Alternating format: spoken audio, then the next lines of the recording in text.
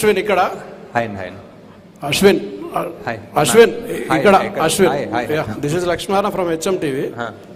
మీ గురించి cinema release అయిన తర్వాత మీ గురించి బయట ఒక టాక్ ఉన్నది, అంటే రాజమౌళికి మొగడు వచ్చాడని అంటున్నారు బయట జనాలంతా.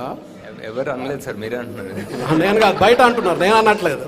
నేను బయట వాళ్ళ గురించి చెప్తున్నా, మీ టాక్ చూసిన వాళ్ళు. సో నా క్వశ్చన్ ఏంటంటే, మీరు మూడో సినిమా ఇది, మూడో సినిమాకు ఇంత పెద్ద హెవీ సబ్జెక్ట్ తీసుకోవడం అనేది ఒక రిస్క్. అది మీకు రిస్క్ అనిపించలేదు ఒకటి. రెండవ క్వశ్చన్ ఏంటంటే, అమితాబ్ బచ్చన్, ప్రభాస్, కమల్ హాసన్ లాంటి స్టార్స్ని పెట్టుకుని బిజినెస్ చేద్దాం అనుకున్నారా, లేకపోతే మీరు కథ మీద బిజినెస్ చేద్దాం అనుకున్నారా? సార్ డెఫినెట్లీ ఫస్ట్ మా ప్రొడ్యూసర్ సార్ రిస్క్ తీసుకుంది. వాళ్ళు నేను ఇంత ఖర్చు పెట్టాలంటే వాళ్ళు యాక్చువల్లీ ఇంకా కొంచెం ఎక్కువ ఖర్చు పెడతారు.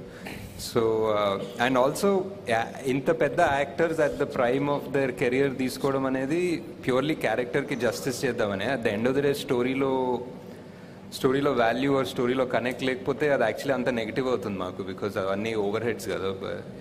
Sir, Nagi, this is Prema. Yeah. I just have two questions, one after the other. I'll ask straight. Yeah. జనరల్గా అంటే మీరు కొన్నేమో మహాభారతం నుంచి కొన్ని